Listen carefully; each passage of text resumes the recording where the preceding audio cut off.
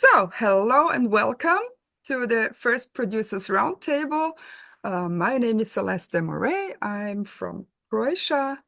Um, and yeah, this roundtable is organized by the European Burlesque and Variety Congress, but it's open for all kind of producers from all kind of art, like from the burlesque variety and other kind of show business productions, because I think it's very important that we are sharing our knowledge and inspire each other, because it's too much borders and restrictions, like this is just variety, this is burlesque. But when we work together, we can achieve more and we can move more and support each other better. So welcome everybody. And yeah, I will not speak long. I just would introduce everybody or ask everybody to introduce themselves. And as I said, I'm your host today. And yes, I'm representing the Croatian Burlesque and Cabaret Festival and the Cres Fringe Festival, as well the European Burlesque and Variety Congress. All three productions are in Croatia. I was living in Germany, but yeah, now I'm in Croatia and I'm like about 28 years in the show business. So yeah, then I will remove this. Stoppen.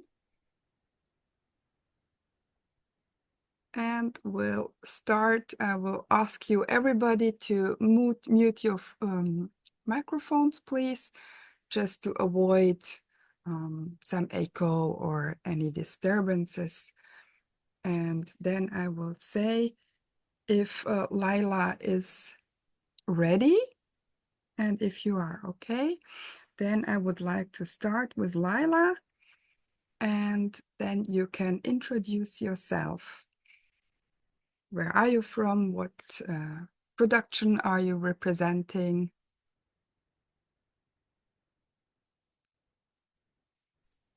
Can you hear me? Yes. Perfect. Um, my name is Lila Vanita. I am located in Portland, which is in Oregon in the United States. I previously was living in California and I was producing with a troupe there, but I moved a couple years ago and started producing my own shows, which I've named Endowed Endeavors because I like alliteration. Um, and it's mostly like a nod to like vintage music uh, or like covers and such. So I guess there's like a theme of music, but not necessarily acts. Um, yeah, that's me. I don't know if there's anything else. Thank you so much. Let's go on. And I would say Rita Smut. Is it right? Yeah, that's correct. Hi, everyone. Thank you for the introduction, Celeste. My name is Rita Smut. I am in Albuquerque, New Mexico, in the USA. I have been involved in the burlesque scene since 2008. I originally started with a small troupe in town called Burlesque Noir. Um, since then, I worked mainly as a kitten and stage manager. I helped with production of a burlesque festival here in town for several years. And then I took a hiatus. I went to grad school and worked for the federal government, and then COVID hit. So there was a 6 year gap where I was not very involved in burlesque. And I came back and I am now working with the Freudian Slips Experience. And we are working on several new productions for 2025. I want to speak about several issues that I've seen across our region, really. And yeah, I'm really excited to hear and learn from everyone. And I thank you for this experience. Thank you so much. And then we just jump to Germany and say hello, Noéline la Bouche. Hello. First of all, sorry, my camera isn't working, so you can only hear my voice. My name is Noéline la Bouche. I'm from Berlin, Germany, and I used to be a burlesque performer. I started burlesque in 2015, and I'm on a hiatus for 4 years now because I got sick with COVID and barely survived. Now I have post-COVID syndrome, and so I have to adapt to this new life situation basically. And I had health issues before. I was disabled when I started. I'm disabled since I was 6 years old, but now it has gotten a lot worse. I'm just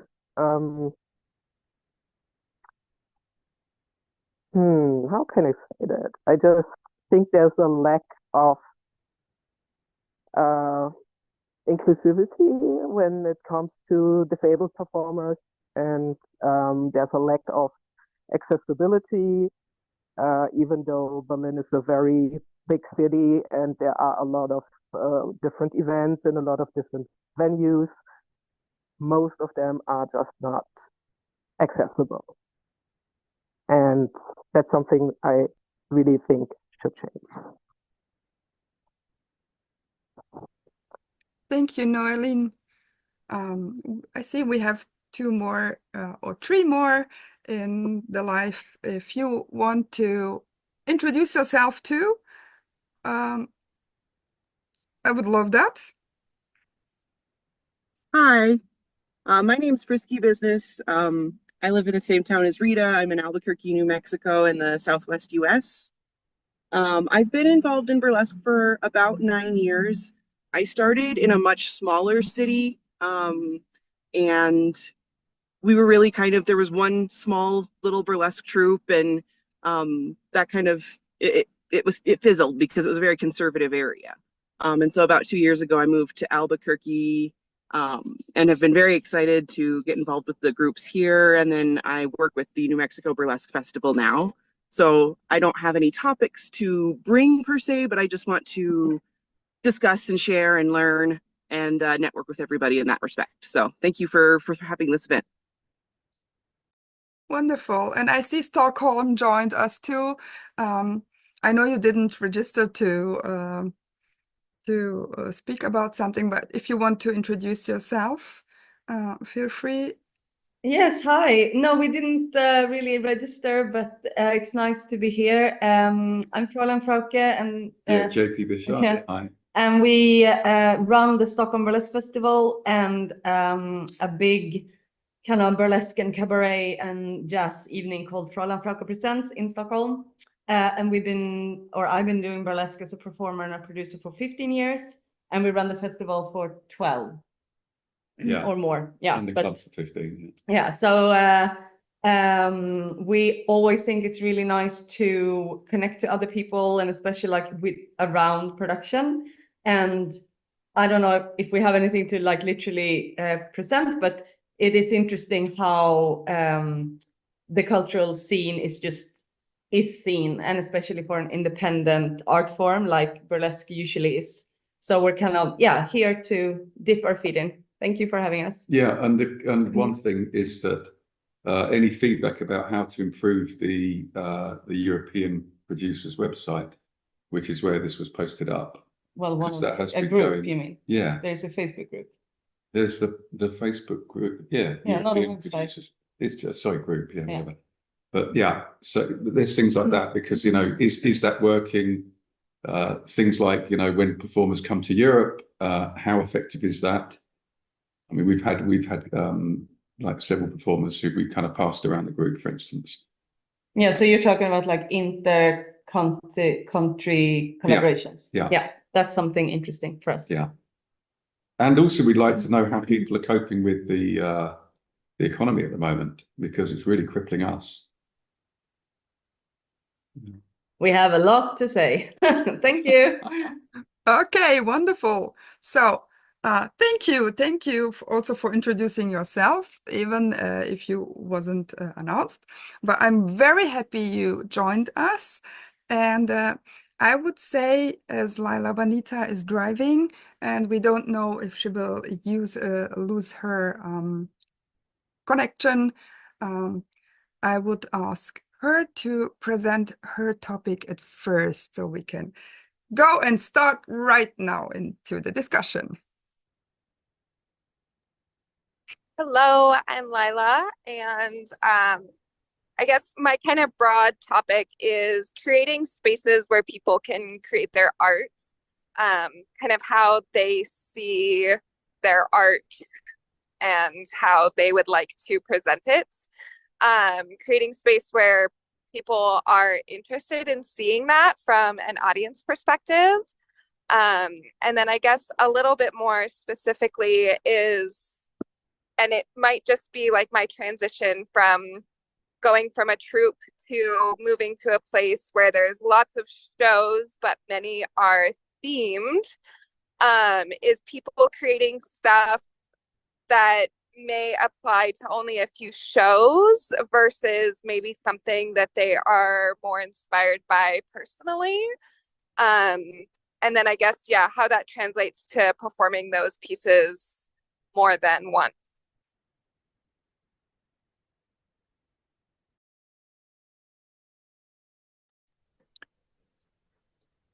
Rita, yes?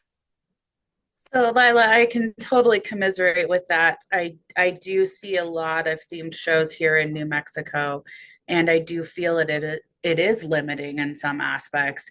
Oftentimes performers are not told the theme enough in advance, so they're scrambling to put together an act.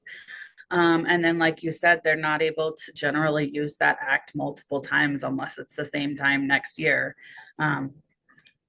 Halloween, for example, for us, a lot of people have shows during that time, and then those acts are not usable again until that time next year, or very, very specific themes.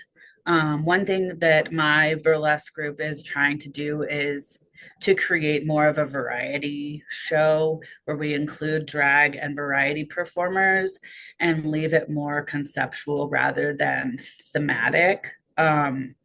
But again, those are all in the works right now. They're not, this is the think tank, not the actual how it works. So I can commiserate with what you're saying though.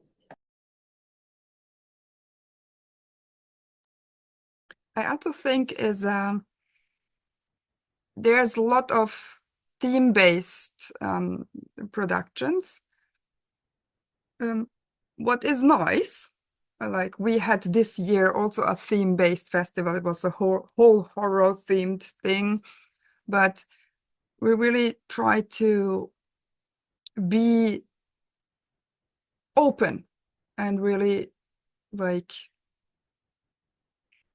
accept everybody and all kind of art, no matter what theme it is. So I always try to, when I do headlines or topics or themes for the evenings, for shows or like not shows, but for the festivals, I put the headlines like this, where a lot kind of variety and a lot of kind of acts and art can fit in. So you always can make a story about why this act is fitting to this theme. So I think it would be interesting to, when we are producing, to be, and we make like headlines and themes that we are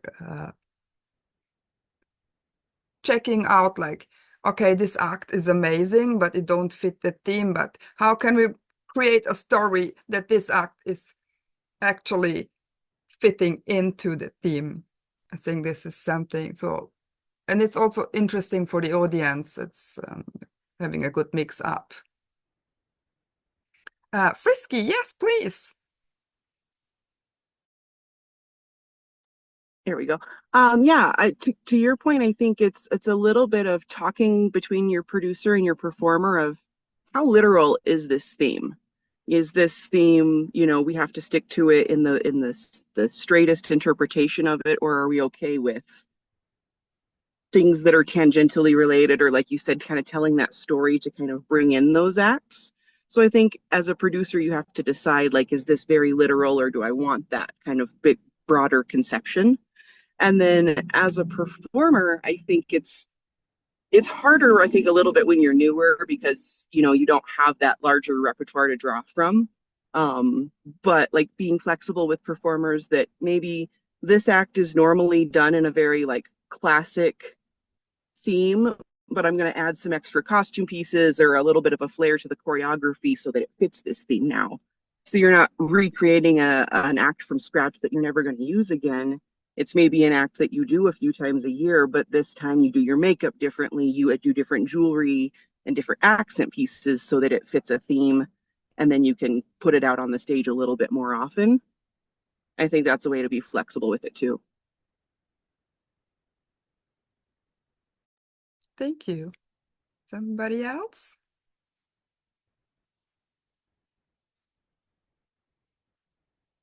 Okay, then I would say we throw a new topic in, and Noéline, if you want to go further and speak about your topic. Okay, so technically I'm not a producer yet. Like the show I'm planning is called Das ist doch krank, or Sick and Tired, and as the name suggests, it's a show about disability and chronic illness and just experiences with the healthcare system. And I am very stressed because it's very difficult to find an accessible venue, because obviously, since the show is aimed to people with disabilities, I want it to be as accessible as possible. And it's very difficult to explain to people what accessibility means. Like, for instance, there are people who say, yeah, our venue is 100% accessible, but then it turns out the toilets aren't accessible, or they have an accessible toilet, but they use it as storage. So when someone in a wheelchair shows up, there's no way for them to use the toilet, which is messed up. And I feel like when I try to talk to people about it, the reaction most of the time is very disinterested, and they're like, well, there aren't many disabled performers, so why cater to them in the first place? And yeah, I don't know how to spread awareness without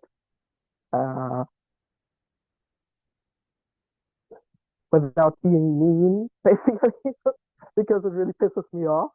But I think there are a lot of disabled performers or performers who have health issues, but since they're not in a wheelchair, maybe, or you know, their health issues aren't as visible, people just don't recognize. And I think it's important to be more open about it. Yeah. And do you have any idea how I can spread awareness in my city and make it a bit easier for other disabled performers to get booked here? If I can, I joined a meeting, an IFEA meeting a few days before, and this was one of the topics, and I think it was a Spanish festival, and they have something amazing on their website. They have each venue And each venue is showing the accessibility, like the toilets, the entry, each space where people are going, it's showed and it's written how accessible it is. I think this is something amazing what we could also use for our festivals and make people aware, like, right, that we have the opportunity to for wheelchairs or for disabled people or and performers, or we don't have, but to make it aware already on the website, or if we have application forms, to make it aware in the applications forms and tell about, but also speak about with the venue itself. Maybe that's something good to include in the websites and show the accessibility, you know what I mean, the word, to show it on the website. Because sometimes the venue we search, but we can't find the perfect venue, but at least we can write it on the website and make people aware. Lila, yes, please. Yeah, I was gonna kind of say the same thing. I know I do it, and most of the other people in the Portland and other areas I've seen, when you do casting calls, you just include the accessibility information in that application and say, you know, like, this is the venue, this is what we can and can't do. If you need extra assistance, like getting upstairs or anything, we can help with that. Or just communicating what your venue looks like in the application for performers so that they can know ahead of time if it's something that they can do at that venue. Also putting it in like your ticket description so that your audience is aware of what their accessibility looks like at that venue. Because I know you can't necessarily change a venue. And you know, sometimes they're older buildings and they only have stairs and they don't have elevators, and that's not anything that you can change, unfortunately. But also, I don't know as much about in Europe or other countries, but I know here it's a matter of just going to different venues and seeing what is accessible, and then, you know, figuring out what you can provide to your performers and to your audience so that everybody is on the same page. I know there are a few performers that work with disabilities, which is also a disabled focused festival in the United States. I don't know if you would be interested in reaching out to them and possibly discussing more, because they have a focus in that, and they're really lovely people. So I'm sure they would be happy to share their experience and knowledge with you. You mean Minda, right? From Disabilities. Yes, exactly. And we have another festival in Europe. There was an issue because of the name. One is Disabilities, and the other one is the Disabilities Festival. I think in the US, Little Peaches is also organizing something. I think this is also something for the next meeting, to make the team more about this topics. Thank you a lot for reminding me. Yeah. To throw another topic in, Rita, thank you for waiting so long. Please tell us about your topics and themes. Oh, yeah. No apologies on the waiting. We are all here together to share our experiences. So my topic was our industry in my city specifically is very inundated. There are several new producers in town who have not been in the industry long, who are honestly lowballing people, so they're undercutting prices. And that is very problematic because it's changing the way the culture is for ticketing.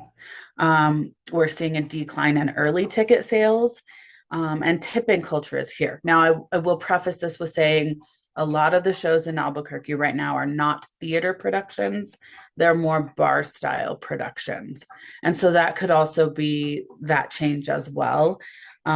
Before I took my hiatus, it was mostly theater production. There was no tipping culture. We had higher ticket prices. So there is a strange flux from when I started the hiatus and now when I'm back, everything has kind of shifted. Has anyone experienced this, and how would you handle it?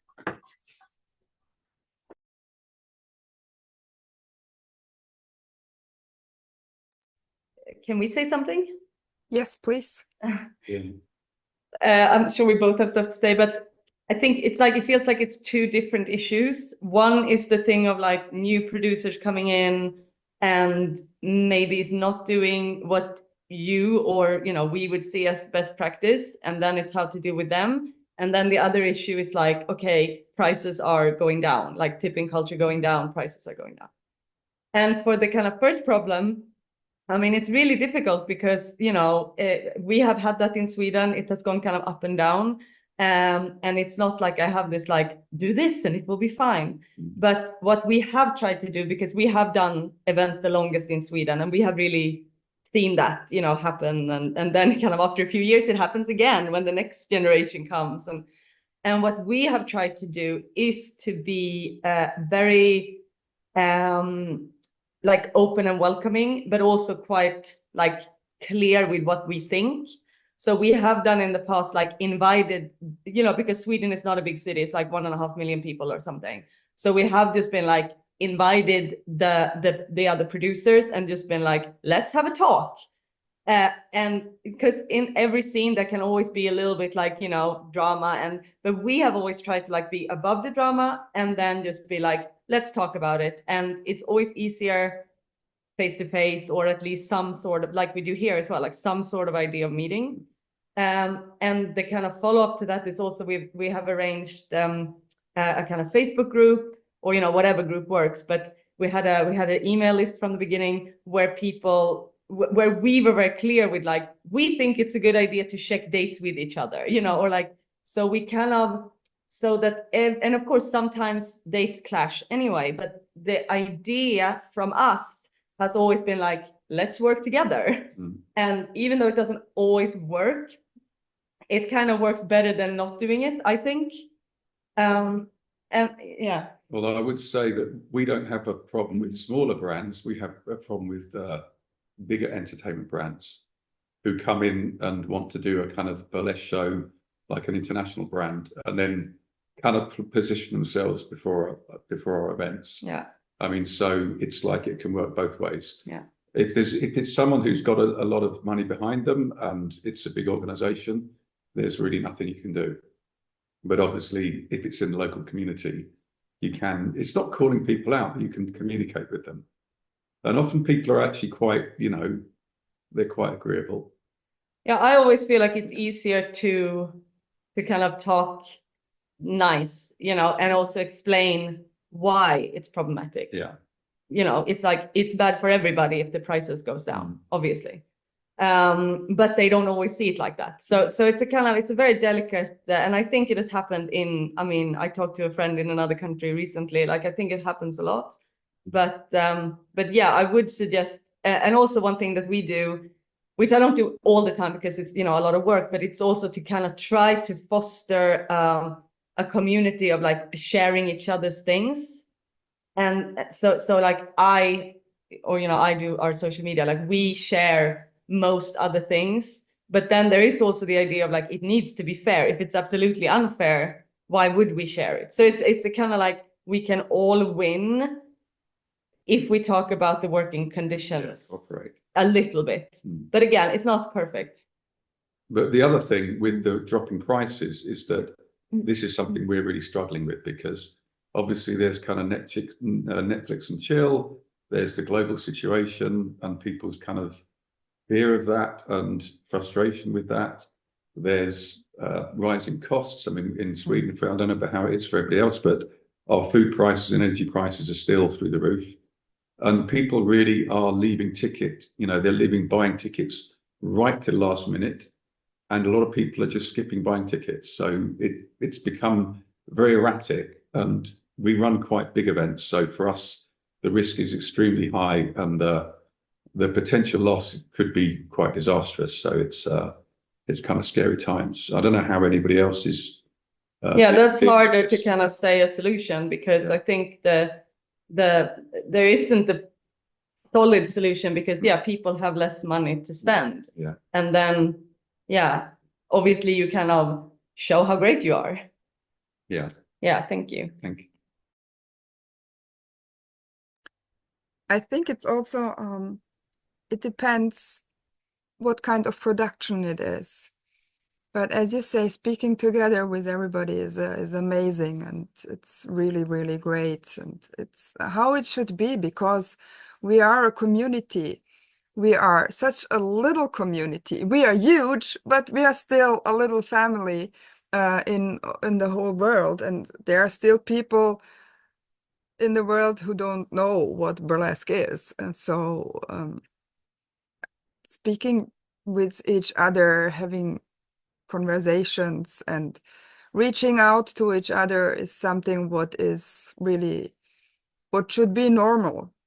And to go on in this new producers thing, there are a lot of new producers. If I see here in Europe, they don't know what they do. They just come in, they see, oh, lovely, a festival, let's do also a festival. And I think, and they are not willing to listen. Like and there are a lot of other producers and who are offered workshops or master classes or discussion rounds about, or ask me anything. I always put out ask me anything, and they don't ask. They just want to be producers. And I think there must be somehow an opportunity to put a banner or to say something like, hey, just remind why you are doing it. I think the burlesque is speaking not for the whole show business, but speaking for the burlesque world.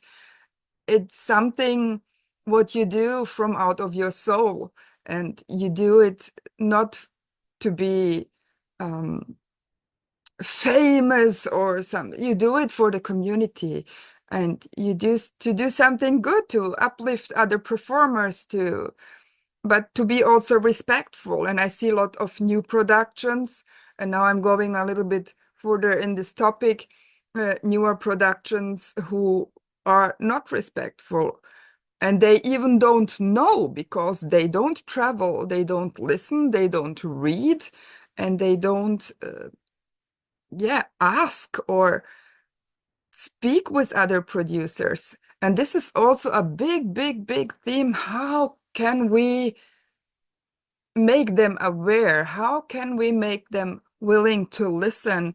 How can we bring them to the opportunity that they say, I would love to know more, and I would love to do it in a right way, in a good way. This is something I didn't found a solution. Like, you can reach out, but the most of them are really not listening, and it's problematic. So I saw Lila, and then after Lila, Noéline wants to say something to this.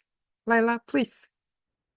Oh, I just wanted to kind of reiterate what some of the other people are saying. I know in Portland, we do have a producers Facebook group where people can kind of talk to each other about venues or performers in the area, warn people about anybody that's problematic. And then we also do share a Google Calendar with all the producers in the area that they can go in and put their show dates in, so that we're not, because there are so many venues and producers in the area that we try not to overbook on each other's dates. And that can be really helpful because a lot of times people will kind of pick dates for a whole year versus people who are producing shows that may only plan like a few months in advance due to the venue or whatever. And then as far as like the economy thing and the shift from like big theater productions to bar shows, I really do think it is about what people can afford.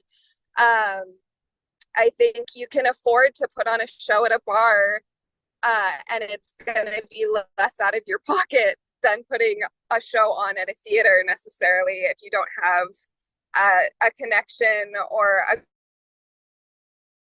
good deal with that theater to kind of compensate you for the time you're putting into a production, versus maybe you're only spending $200 for the venue at a bar and then you're keeping all the ticket sales. And so that's a little less scary, for lack of a better word.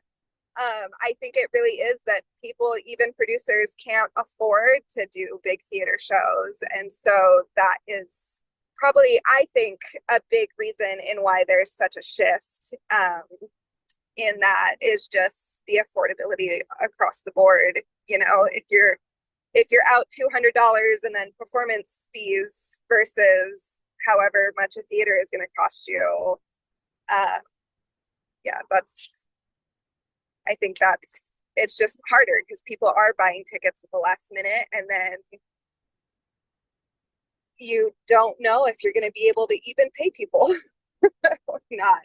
So those are my two ideas on what you had mentioned.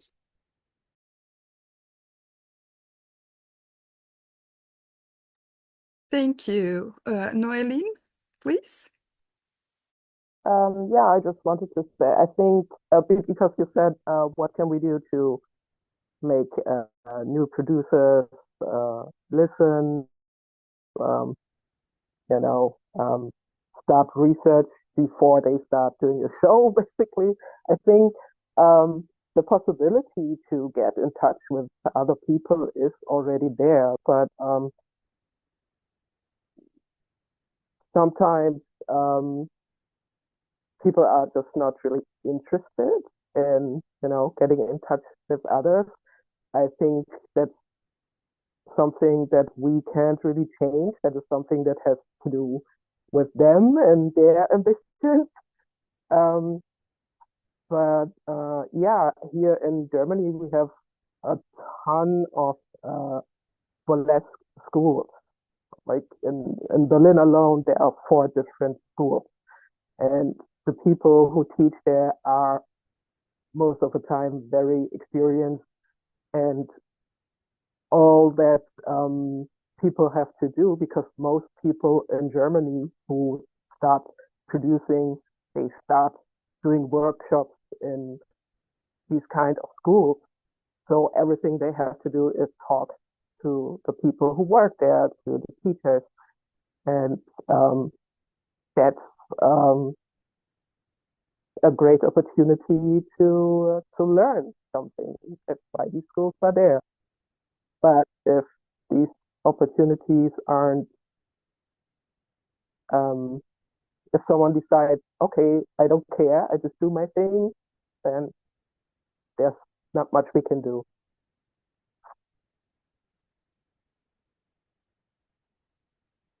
Thank you, Noéline. One moment before you go on, Frauke and Jean-Paul Bichard. There's something I want to throw into the pot, and this is something what I have a problem here on the island, not in Rijeka, speaking about the Croatian Burlesque and Cabaret, speaking about the Cres Fringe Festival, what have different shows. We are on an island. The city is very small, and we don't have venues like theaters or closed venues where we could do ticketing. It's mostly we do the shows in different in small cafes, or it's mostly open air. And I can't forbid the people who are coming every day after work to drink their beer there to have now to pay entry. And it's impossible to make because they have terraces outside, inside. It would be, we are doing a donation split, what is good. It brings more as I ever get at Fringe, but if you have an idea how we could make some more money to split to the performers, I'm very happy to hear about. And yes, Fräulein Frauke, please. Yeah. Yeah, it was just in response to what's been said here, is that we've been thinking for a while about a kind of code of conduct, you know, something that you put up that, and it's not to be like, you know, oppressive or anything like that. But one of the things that I think that Lila said was that, you know, if you can afford to pay, I mean, there's a point at which you're doing a production where you shouldn't do the production unless you can pay everything. But below that point, then it's like maybe it's the door share or something more casual. And I think that one thing that is lacking sometimes in burlesque is that kind of level of professionalism, which is not about everybody should be a professional, but there should be an understanding of what it means to be a producer and what your responsibilities are and what people should expect. You know, if you come across as being, you know, if you were saying earlier on, Celeste, about a lot of producers who come in and do festivals in Europe, and this has happened, but we've been a little frustrated because are they putting on a review or a show, or are they putting on a festival?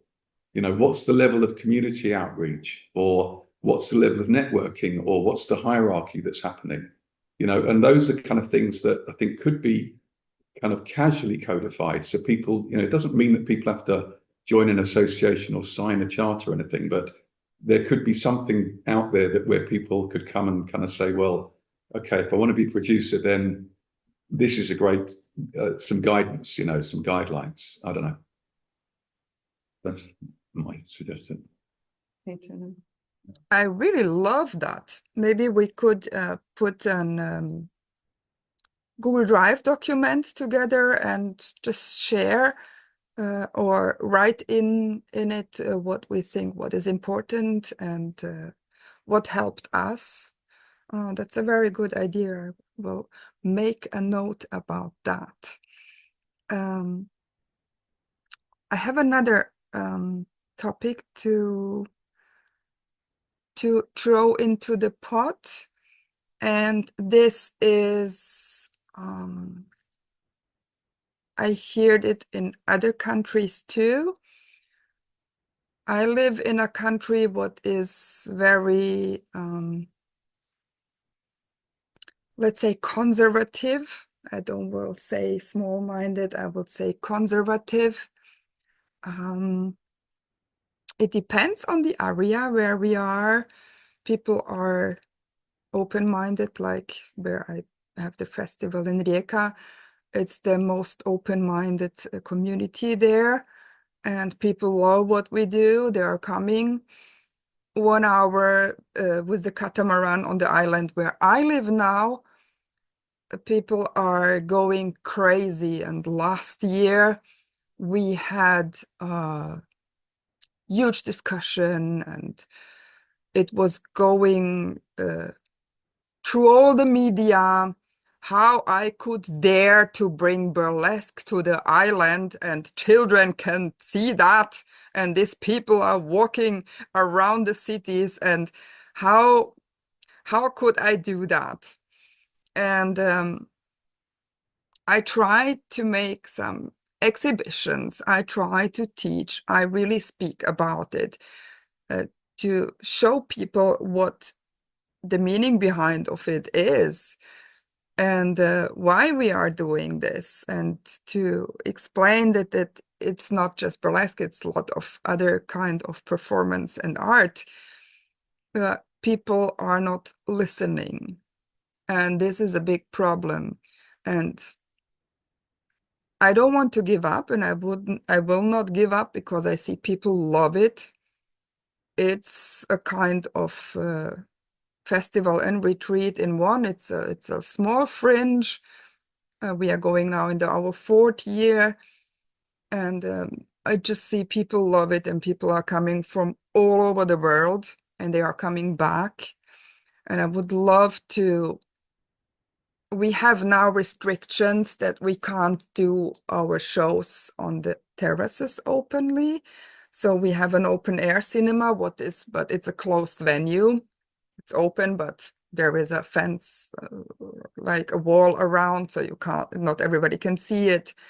But if you have an idea how I can reach the people to tell them that we are not bad people who want to seduce their husbands or their wives, or do bad to the children, that we are actually doing this for us, for the love of the art, and we are telling our stories, and like, I don't know, some kind of idea how to tell them to just have a look before they judge. That would be very helpful, because I saw that in Italy. I saw that in other Slavic countries, and I think this is a big thing what producers have to fight with, to make people happy. And there are a lot of people here who really love what we are doing. And there is just a little amount, but this little amount is so super loud that they already put some kind of restrictions. And yeah, help. Frisky, please. Yeah. The only thing I would suggest, because like I said, I got started producing in a much more conservative area than I live now. It was a city of 100,000 people. It was very small. And most of the community was supportive, but like you said, sometimes we got frowned upon. We tried to partner with local organizations.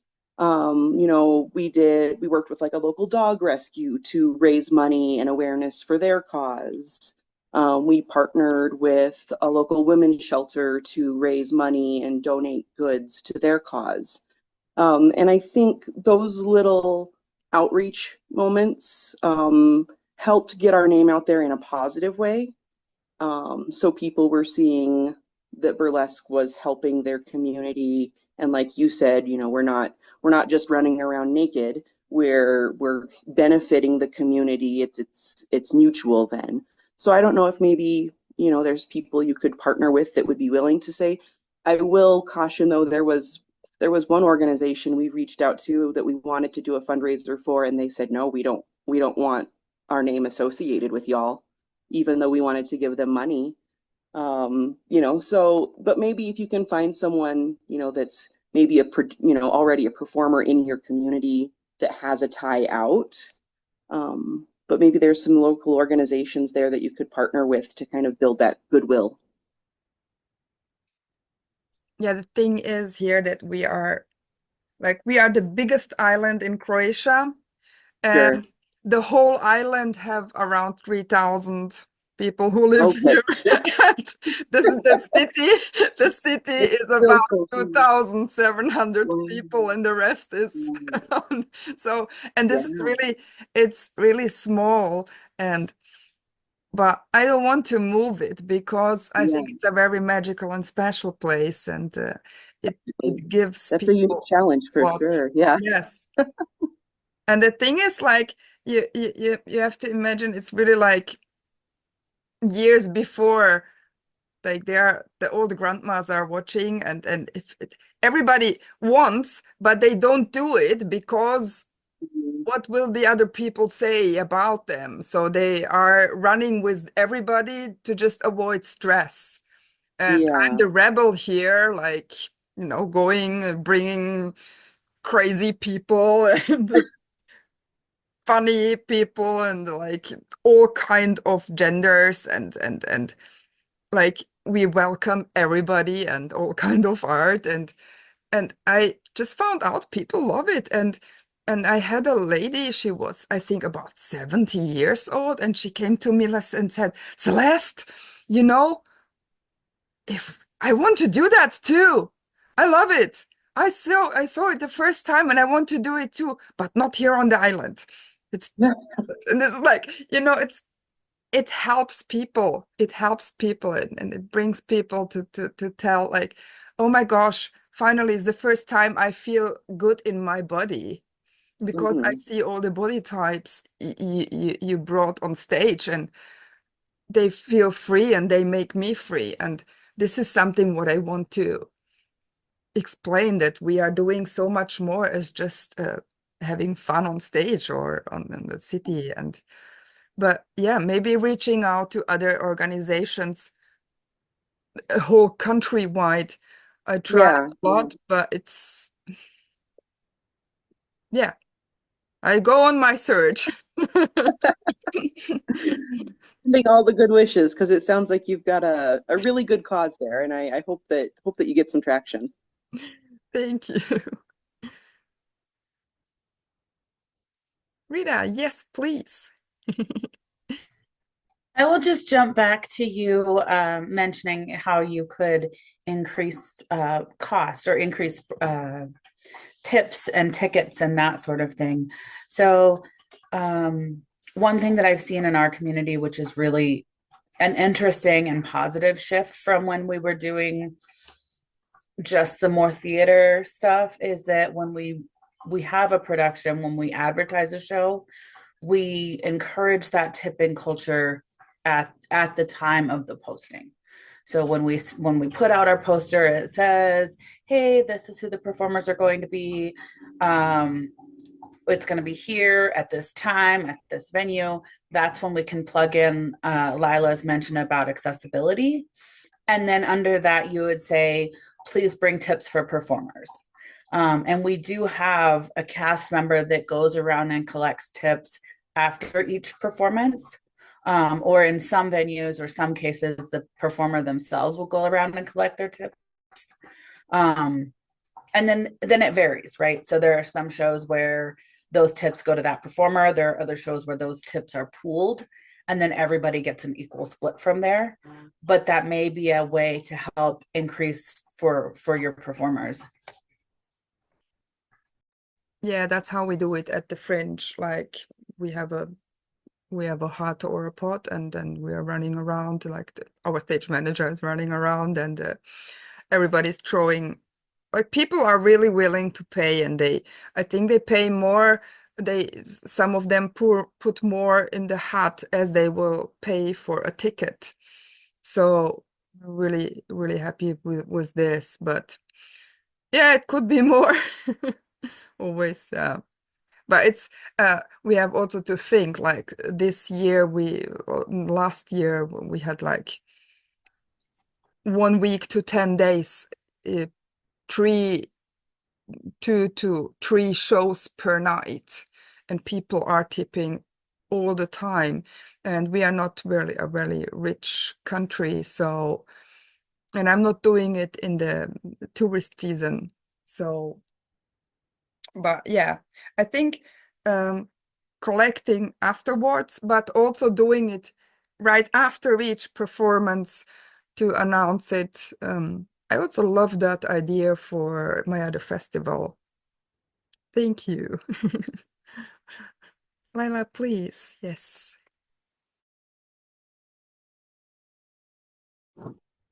I know this is kind of jumping, but also if you aren't able to connect with local people to kind of partner with them, which is an amazing idea. And it's really awesome when you can do that. connecting with like local businesses and seeing if they'll provide you with things like raffle items. Then you can, sometimes people are more excited about possibly winning something to take home. And then that also helps with raising money in some ways. If people are willing to donate items, you can put together a basket or several baskets.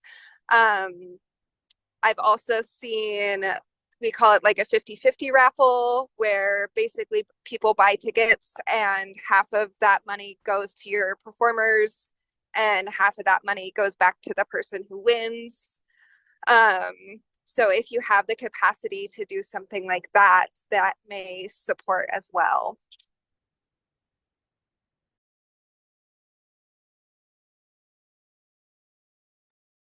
Yes, thank you. Yeah, in Rijeka we have a raffle, and here we do a kind of quiz where people can win some kind of goods from different stores from the locals, because the idea is also to connect the performers and the audience and the tourists who are coming for the Fringe with the locals, and go to their shops or the restaurants, coffee bars, whatever, and get something for free, or get some kind of get it cheaper or whatever. But yeah, maybe it's also an idea to make it really as a kind of raffle, with a paid raffle, what we are doing in Rijeka, what we are paying some kind of like the catering for each evening. So that's the money what's going back to the performers. Yeah, thank you. We have somebody new joining us. If you wish, you can feel free to introduce yourself. Hello, my name is Alice Capri. I am in the United States, Atlanta, Georgia, and I'm actually producing my first show next week. So when I was scrolling and I seen this ad, I just popped in. So thank you guys for saving space. It's definitely, the conversation is definitely needed because of the challenges I'm starting to see as a newer producer. So again, I'm Ala Capri, and I am so elated to be here today. Welcome. Thank you for joining us. If you have a topic or a question to throw into the round, you're very welcome to do so. Thank you. Okay. Yes, please, Rita. Okay, so I have a question. I don't know what everybody's laws are as far as display of the bodies or what you are allowed to do in other countries. I do know that in this country we are unfortunately approaching a presidency where things are very uncertain. And in 2008, when I started, there was a lot of controversy with burlesque. Blue laws were definitely a thing. We had vice squads coming into our shows on a regular basis. That has definitely changed in current time, but I'm a little worried with the new administration that things will slip back and that burlesque will go underground. What are your guys' current safety laws or blue laws? And do you guys have any advice for us in our experience?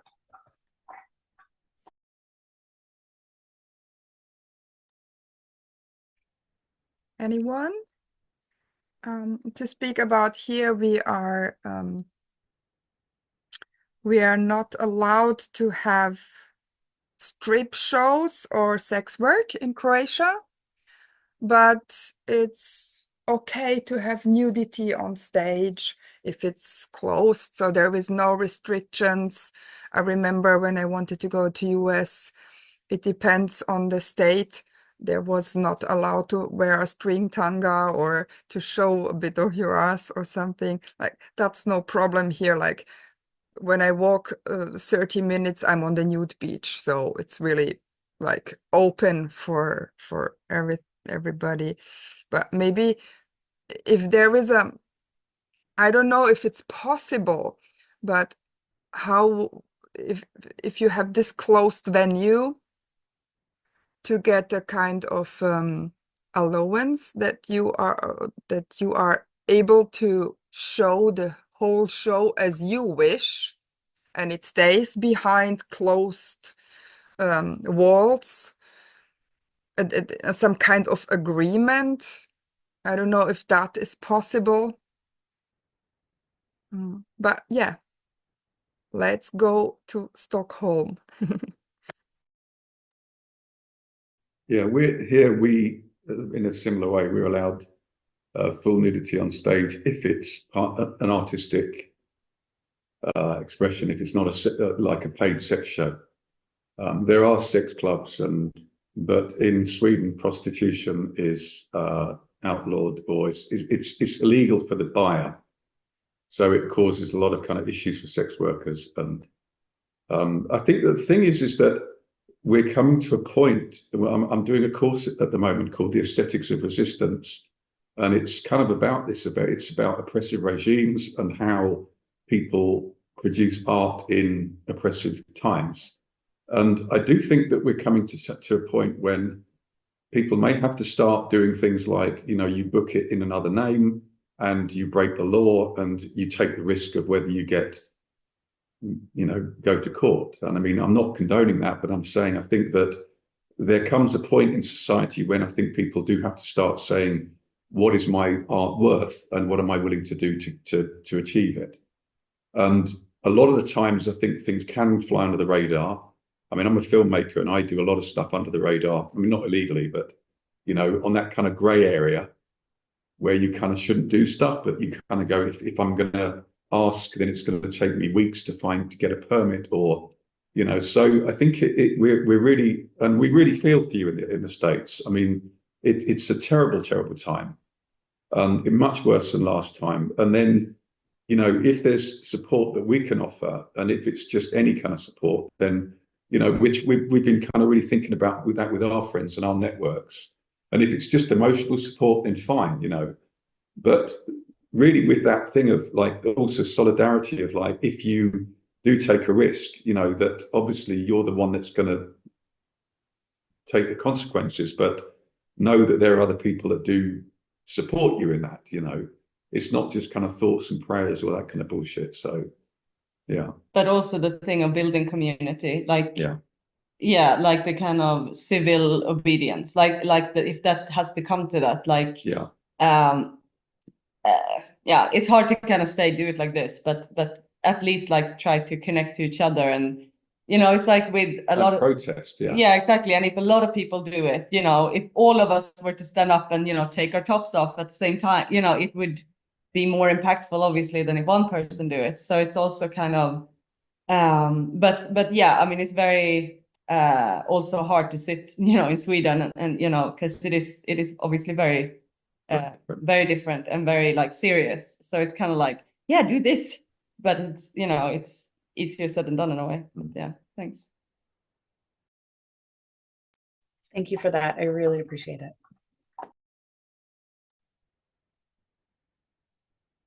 Yeah, as I said, it's different and it's difficult because each country have different rules, different laws.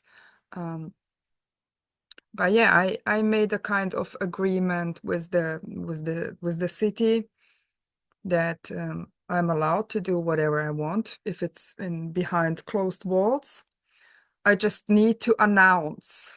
It have to be written 18 plus because the minor age ends with 18 years, so it have to be written 18 plus, and then we can do whatever we want on stage in the artistical way, right? Of course. Yeah. I also think also for this people who are rewatching it, I will put everything on YouTube. Please, if you have ideas and or you're dealing with the same problems, feel free to comment and let us know. Let's discuss. Let's don't stop the discussion with ending this meeting. Please go on in the comments and share, and together we can move the world. Yeah, together we can create new things and we can bring back some kind of some happiness and some freedom, at least in our rooms and in our productions, and have this little happy time. And so if anybody else want to say something or have another idea, or during the discussion you said, wait, there's something I want to throw into the pot and discuss, we have some time left, then it's now your time to do so. Frisky, yes, please. Yeah, I had a thought related to your ask for brainstorming how to make some more money at your shows. Because for the festival that I'm working with, one of the venues that we're having an event at, we are not able to ticket on Sundays. So general admission is essentially, a suggested donation. But they did allow us, we were able to reserve some of the upfront tables for like VIP seating. So I don't know if that's something you could maybe pitch to the venue that you work with, where everybody can come in for free, absolutely, but maybe these front 4 tables are, reserved just to get a little bit of a guarantee for you and your performers. I don't know if, and then they're guaranteed that up close experience, and you can kind of play into that a little bit, as a producer, encourage your performers to kind of go down and mingle with those people in those front seats, maybe. I don't know if that would be something your venue would work with you on, but I love that, and I think they would do this definitely. Yeah. Thank you. Yeah, for sure.